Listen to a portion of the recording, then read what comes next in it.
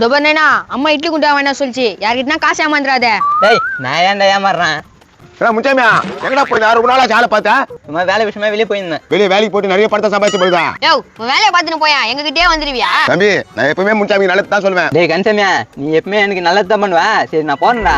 அதான் எங்க போறேன்னு சொல்ல மாட்டியா? நான் இட்லி குண்டா வாங்க போறேன்லாம் சொல்ல மாட்டேனா? அப்படியே போட்டேன்னா மூளுக்கு தான் உனக்கு அதான் சொல்லிட்டியே. இட்லி குண்டா வாங்க போறா அது சொல்றதுக்கு என்னடா நல்ல வேலை இப்பயாவது சொன்னேன்.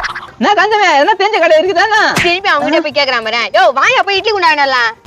இருடா நான் பேசி நகர போய் நகரியா? நான் இட்லி குண்டா வாங்கல வச்சுக்கேன். என் பொண்டாட்டி தூக்கி போட்டு மெரிப்பா. நீ வேற கோத்து விட்டுருவான். அட நீ வேற என்ன கவலைப்படுறா? இட்லி குண்டா தானடா. எவ்வளவு காசு வச்சுக்கிறா? 1500 ரூபாய். 1500 போய் இட்லி குண்டா வாங்குவா? உனக்கு 500 ரூபாய்க்கு வாங்கி தட்டடா. 500 ரூபாவா? யோ நைனா வானா இந்த ஆளை நம்பாத. டேய் நீ கம்மிடுறா. 500 ரூபாய்க்கு வருதான். தம்பியா வெசப்பாட்டுல வந்துட்டு இருக்கிறேன் ஓவரா பேசுற கொஞ்சம் அடுக்கு. நீ ஓவரா பேசாத கண்ணா. ஃபர்ஸ்ட் நாள் அரசங்கள் தான் பிறக்கும் இப்போ முழு சங்களே பிறக்கும். மறக்காம இந்த வீடியோவை ஃபுல்லா பாருங்க. கீழே ஸ்கிரீன்ல கிளிக் பண்ணி